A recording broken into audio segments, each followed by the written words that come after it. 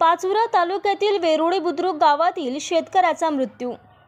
पाचोरा तालुक्यातील वेरुळी बुद्रुक येथील रहिवासी असलेले शेतकरी पितांबर त्र्यंबक पाटील बालुअण्णा वय 58 हे त्यांच्या स्वतःच्या मालकीच्या शेतामध्ये काम करत असताना त्यांना काहीतरी चावल्यासारखे जाणवल्याने तात्काळ ते घरी आले असता त्यांची प्रकृती अचानक खालावल्याने त्यांना पाचोरा ग्रामीण रुग्णालयात पुढील उपचारासाठी पाठवण्यात आले होते, परंतु उपचाराआधीच त्यांचा मृत्यू झाल्याची माहिती प्राप्त झाली आहे।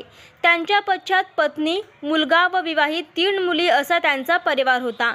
सदर शेतकऱ्याच्या मृत्यूमुळे एकच वेरुळी परिसरात शोककळा पसरली होती। फोकस मराठी न्यूज चॅनलला लाईक करा, शेअर करा, सबस्क्राईब करा।